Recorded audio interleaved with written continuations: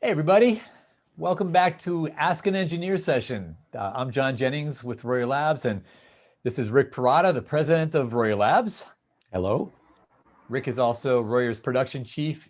Just a quick intro. You might have heard this in the past, but Rick, in a previous life, was a co-owner of a studio and an engineer at the studio, a major studio in LA that was recording George Harrison and Jose Feliciano and Red Hot Chili Peppers. And Rick recorded the first X record, Los Oingo Angeles. Boingo, even Oingo Boingo. Oingo Yes. Boingo, yeah. Yes. lots of other, and some pretty fly acts in the day. Yes, pretty cool stuff. Yeah, that was amazing. And then when you get out of that, you started Matchless Guitar Amplifiers with Mark Sansom. Mm-hmm. And Rick actually sat down and unwound a gorgeous old Vox transformer to know exactly how it was done. It was Mark and his wife who wrote it down.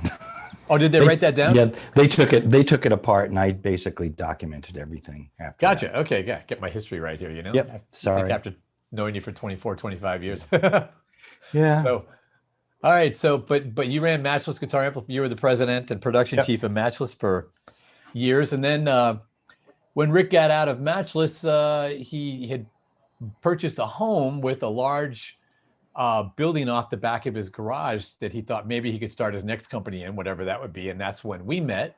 Rick and I and David Royer. Dave Royer and I had a company before Royer Labs that didn't work out. But Dave had come up with some really interesting ideas, particularly the ribbon, and that got Rick and I pretty excited. And Rafael Villafane, our other partner in this, and we opened Royer Labs in Rick's garage, and we were there for like 6 years. Yep. Yeah. Yep. Good memories. Good memories.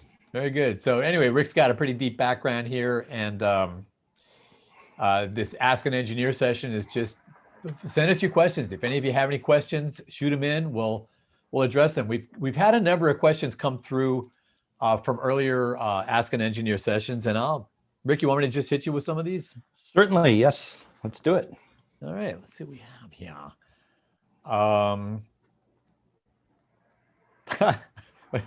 What got you guys into ribbons? Why did you start Royer when ribbons were kind of dead?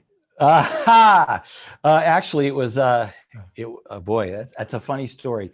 We were actually we had set up a laboratory in the workshop that I had behind my house, and Dave was creating condenser mic designs, and I was talking to our third partner Rafael, and Rafi says, "Boy, I don't know, that the condenser microphone market is really crowded." So I told David that I didn't think we were going to be able to continue developing things because condenser microphones were going to be a crowded market, and we might not be able to build a viable company around that. And David got spooked, and he had already been working with ribbon microphones on the side. And about a week later, he came into my office, and he holds this. I remember it to this day. He comes, "Rick, do you think we could sell these?" And I said, "What?" I said, "What is it, Dave?" And he said, "It's a ribbon mic." But it was nothing like any ribbon microphone I had ever seen. I was used to my studio days with big RCA 44s that weighed 8 pounds and hummed and would blow up if you hit them with Phantom and RCA 77s. And then the biodynamic. So I was familiar with ribbon microphones, but I didn't think there was a whole bunch of market in there. But I called Rafael. I said, "Rafi, Dave thinks we should make ribbon microphones." And Rafi says, "Oh my God, we've got new magnets. We've got this. Let's do it." And it was a decision that was that quick. We just knew that it was a market that was ripe for reinventing, and we went for it. Yeah, and Dave had come up with that wonderful design. And right, what's funny, John, is right out of the chute, he had all the elements of the 121 already there. Yeah. And all I did was worked with my brother Chris, who was also a mechanical engineer who helped us with Matchless, and he did all the blueprints and refined what David had already conceptualized, and that has become the ubiquitous 121. It has not changed at all in over 20 years. Amazing. Except for that the magnets get a little stronger over time. And magnets got stronger. We got better ways of corrugating the ribbons from what we initially did, which we ended up patenting. We patented the offset ribbon and the corrugation process kind of as a pair. Well, actually, we've got another question about that. Let me show you something first really fast, because for people who haven't seen this, the magnets in an RCA 44 weighed about 3 pounds a piece, and there were two of them. They were like these horseshoe shapes at the bottom and the top of the mic. But the magnets in a 121 there's two of these. And I mean, look how powerful those things are. Yeah, very small, very powerful. Yeah, look at that, right in the center of like the thickest part of my wrist. And they're hanging in there. Better hope it doesn't attract your iron in your blood, John. Yeah, right. Yeah. Everything can pull up there, be a mess. But the great, if in the morning you wake up and you're depressed, but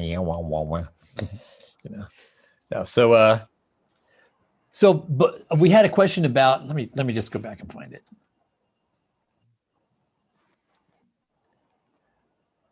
How can Royer ribbons take such high sound pressure levels? Okay, that's a fair question, because in our early days, yes, ribbon mics were known, if you put them up on a heavy guitar cabinet or hit them with high SPLs, they were going to fly apart. And I guess it was just the old way of corrugating them. But Rick, you had a... Yeah, well, we had an idea that if we had mounted the ribbon a little bit proud of most ribbon microphones, they mount the ribbon dead center in the gap. So it's an equal distance between the front and the back of the pole piece. We felt that if we mounted the ribbon forward the pole piece, that as the ribbon was driven harder and harder, instead of going from the sweet spot out and becoming less efficient, we could actually cause the microphone to become more efficient by driving the ribbon into the center of the gap. That was the first part. The second part was, we knew that the old method of corrugating ribbons left a lot to be desired. It made a very nice sounding warm microphone. However, the ribbons were extremely fragile. And I don't know, John, do you have a picture of an old RCA corrugator? I do, because this is, we looked at this before and decided. Can you see that? Yeah, so let me tell you how ribbons were corrugated. Those gears are really tightly pulled together, and they would shred a ribbon in a second. So what they did was they put the ribbon material between two pieces of glassine paper to form essentially a sandwich. And they would drive that sandwich, the ribbon and the two pieces of glassine paper, through these really tough gears, and out the back end, you would have a sandwich with the ribbon in the middle of it. The problem with this method was that the corrugations are not work hardened on the peaks. They're very soft. They make a wonderful wavy. They make a wonderful sounding microphone. But if you hit the microphone with a high SPL or a plosive, those corrugations are just going to relax, and you're going to have essentially a flat flopping ribbon in the transducer. So we had the idea that if you could make a corrugator precise enough that you could actually, and there's a picture of one of our corrugators that we designed, by the way. If you could make them precise enough, you could actually put the material, the aluminum, through the gears without shredding it. And if you look on the left-hand picture, there are two little micrometer adjustments, and those are to fine-tune the pressure on each side of the gear. So it's a very precise corrugator, and it makes a very deep corrugation in the ribbon. In fact, the corrugation is so deep and the metal and the aluminum is so work hardened that after we corrugate the ribbon, we have to relax it. So John, do you have a picture of a ribbon?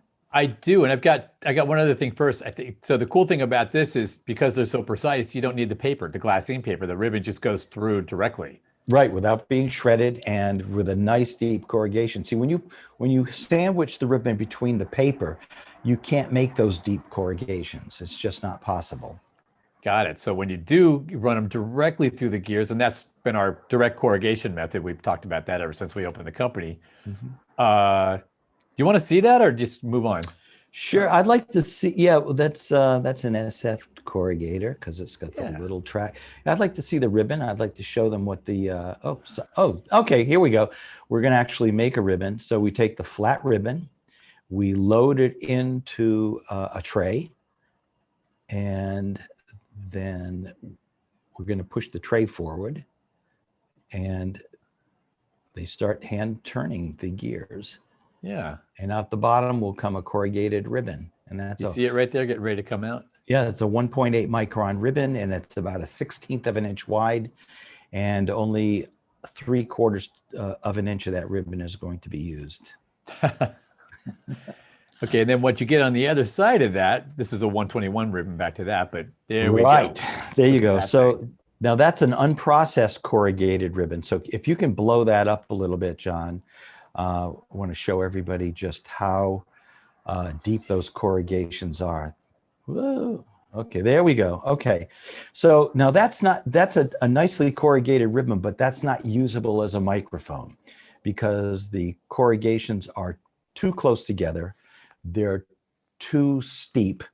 And if you hit that with a high SPL, that would actually relax and be blown out. So what the guys do in the back is they actually stretch that ribbon multiple times before they put it in a transducer. Then when they put it in a transducer for the tuning process, they are tuning it, blowing on the transducer, tuning it until they get it to precisely where we need it. And we have a method of measuring how loose or tight that ribbon is by energizing it like a speaker.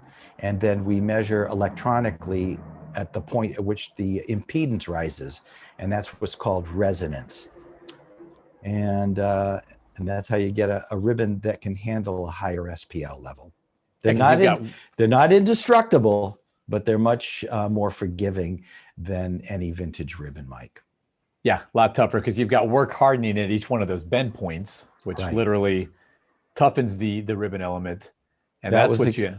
Yeah, there you go. And there's a 121 transducer with the ribbon. And if you'll notice, I'm going to show you two pictures of that transducer. That's the front. Over that ribbon goes a screen. It's called a dampening screen. And it serves several purposes. The first purpose is that it prevents dirt from getting in and contaminating the ribbon. But more importantly, the little holes in that screen are of a very precise size, and the number of holes per inch is a very precise number.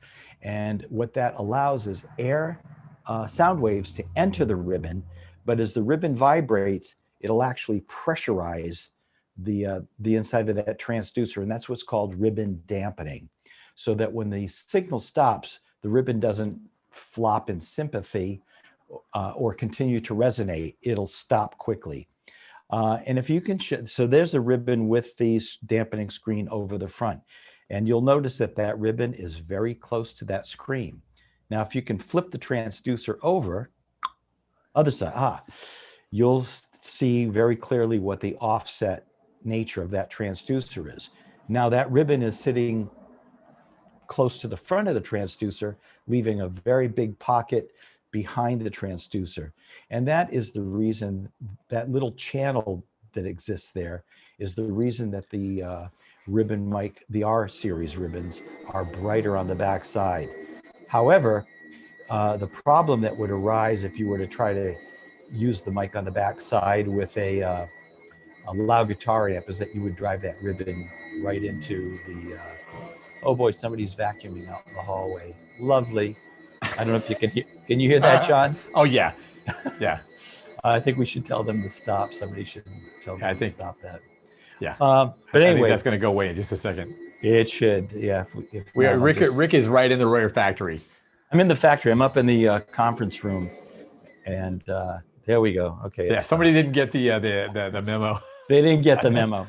Yeah. Actually, it's a new person who started today, and they're doing a wonderful job. Oh, good. Keeping the place clean. Anyway, because that ribbon is offset, you cannot hit the back side of the microphone with a high SPL level, because you potentially could drive that ribbon into the screen and damage it. Right. So the way this is set up, it's got plenty of room for rearward excursions in that gap. Right.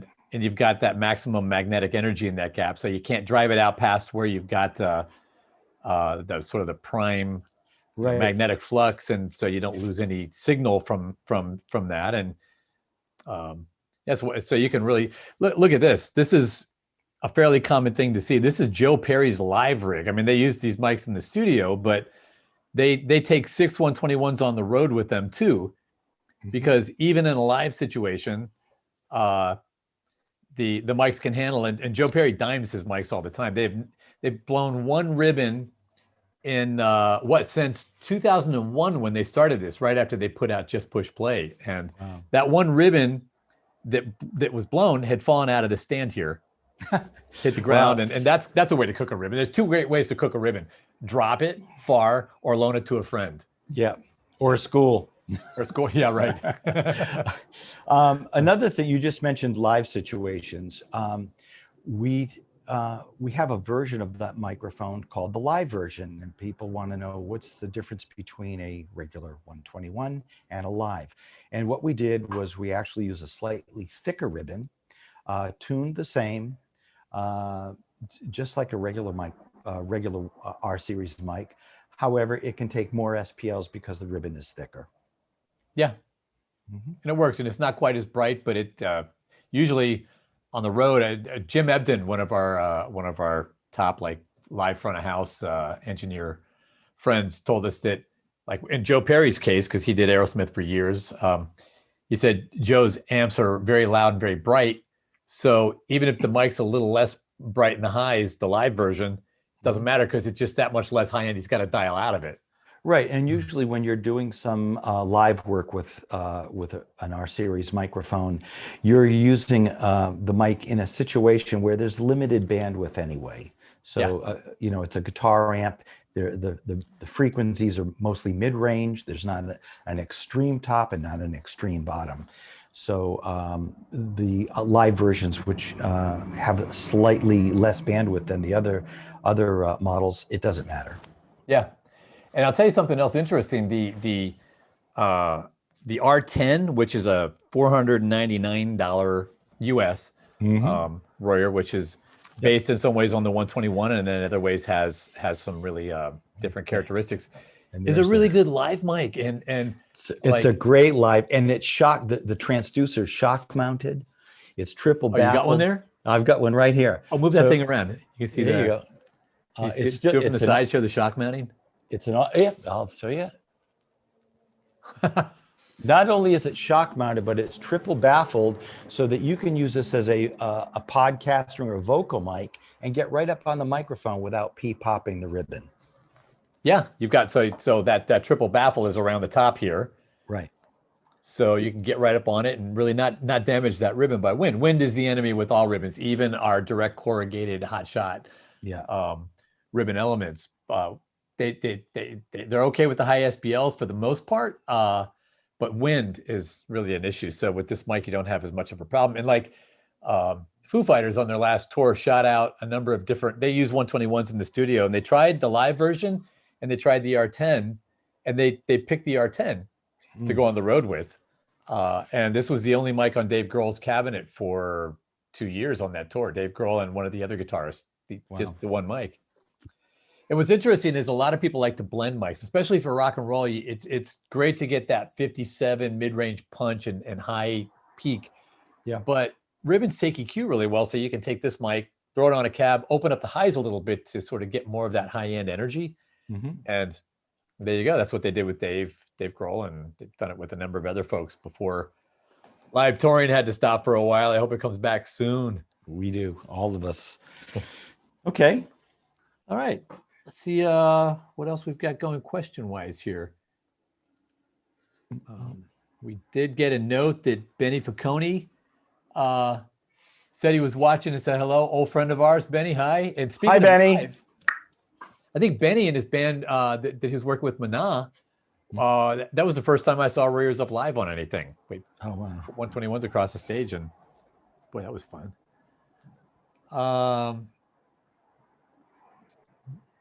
I have trouble plugging my cable into my R10 microphone.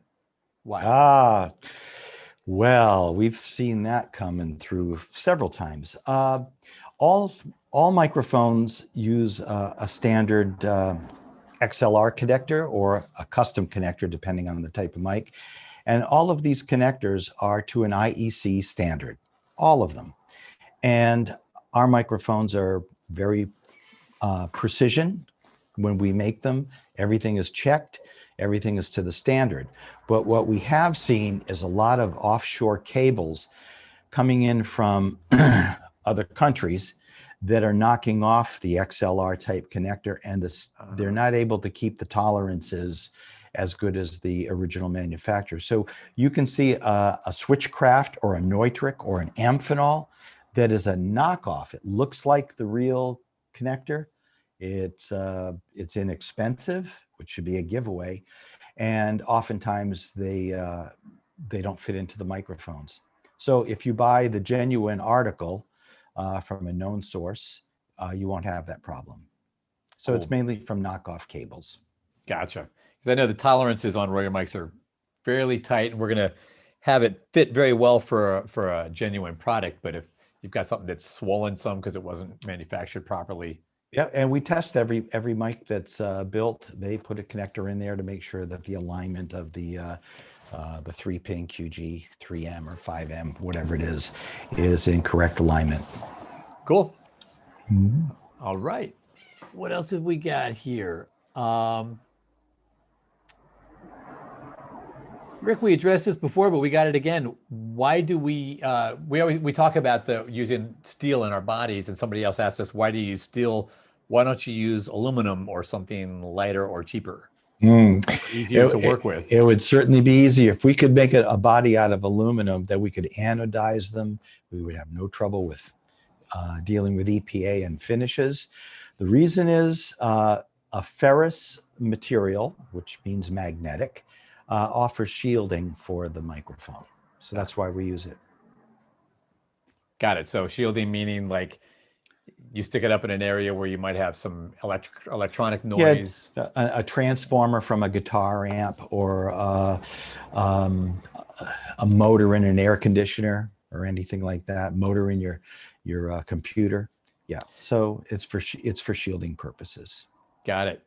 Yeah, ribbon mics can be kind of sensitive to that. I know some people in older studios sometimes will get a real buzz going when they put a ribbon up, but if you use it like to try to find the source, sometimes you go to a wall and go behind the wall, and there's an old transformer sitting there that or even what we have also seen, a lot of people that have put home studios together. Here goes the train. In older buildings where the wiring isn't quite as thick as the wiring is now, when you start loading that wiring down with computers and lights and amplifiers and things, that wire actually will modulate and will create noise into a microphone. Huh, I didn't know that. Yeah. Man, that's another great thing to know.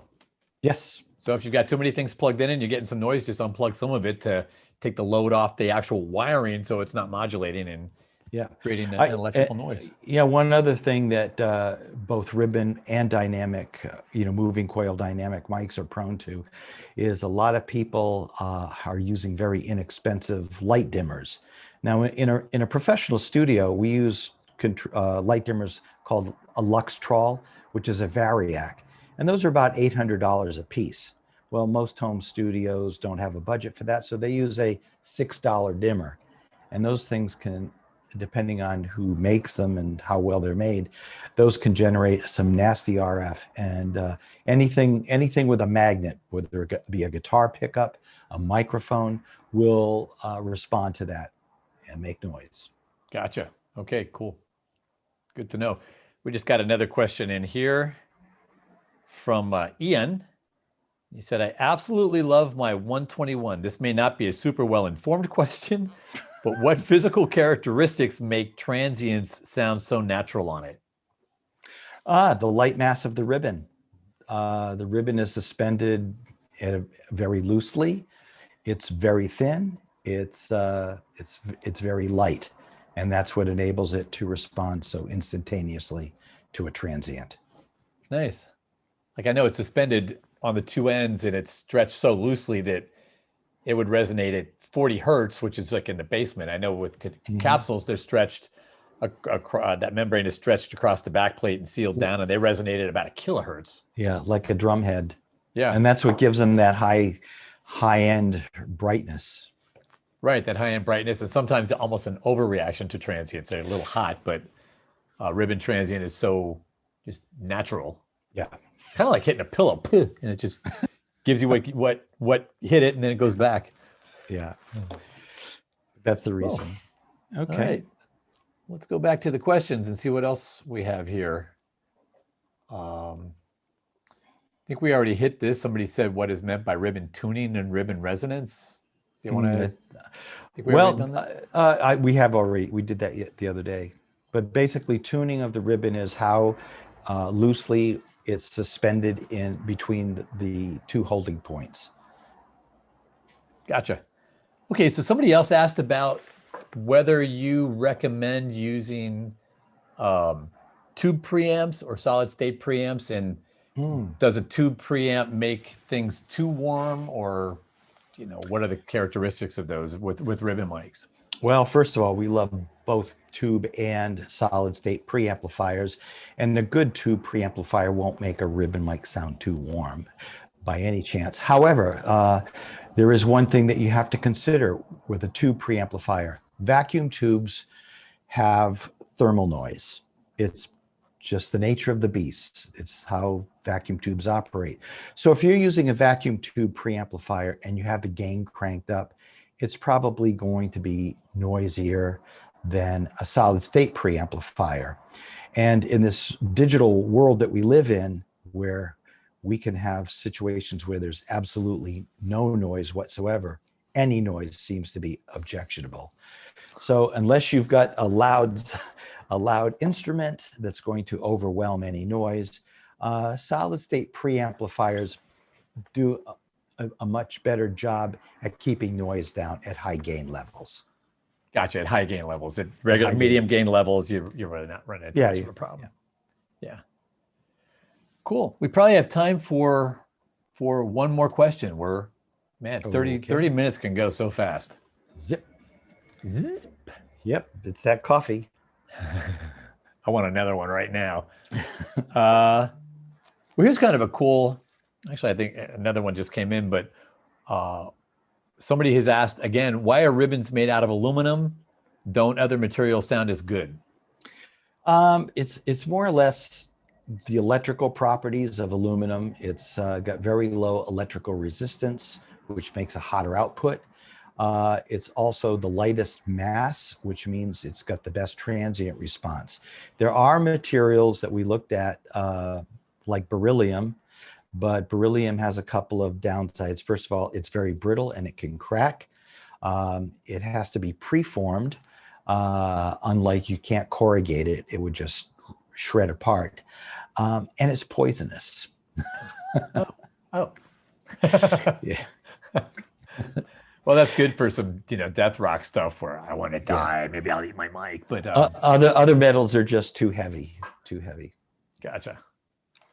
Okay, then there's one last question, and Rick, this is really for you out of your recording background. Okay. This is from Milton, and he says, not ribbon related, but any tips for ear training for mixing? Ooh, for mixing. Yeah. Well, I wouldn't say I was the greatest mixer, but I like to, first of all, know your monitors and make references on different, listen on different speakers so that you know what you're hearing, and pay attention to what's going on in the mid frequencies. Yeah, that's about it. I know you and Dave told me years ago that you kind of feel like music really lives in the mids. It is. If you don't have a clean mid representation, it doesn't matter what you got on the top and the bottom, because all the vocals, most instruments, fundamental frequencies are in the mid range. So that's got to be clear, not clouded. And also, I think that in generally in mixing, less is more. If you start piling stuff on, more effects, more reverb, more of this, you take away from the fundamental thing, which is the song. So the most important thing is the song. You can lose it. You can lose it, yeah. Yeah. That's a good place to leave it. Okay. Rick, great doing this with you. This is I think our fourth one here at Believe in Music.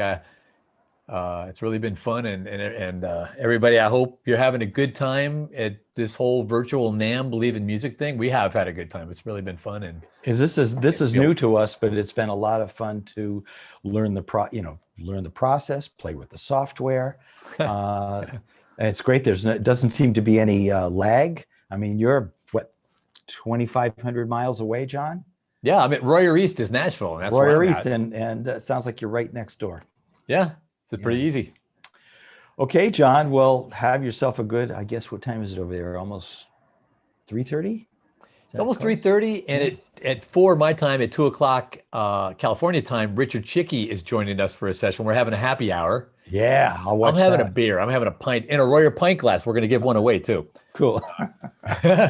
So to join us, Richard Chicky did like Aerosmith and Rush and Dream Theater, and we're going to show couple samples of recordings of his, some pictures of John Petrucci's setup. It's some pretty cool stuff. We got a video that we'll listen to some music. So great, great guy to talk to about recording. And great. Well, I'll be tuning into that myself. All right, John. Have a good afternoon. Good luck. Thanks, buddy. You too. Thanks. See everybody out there. Ciao, y'all.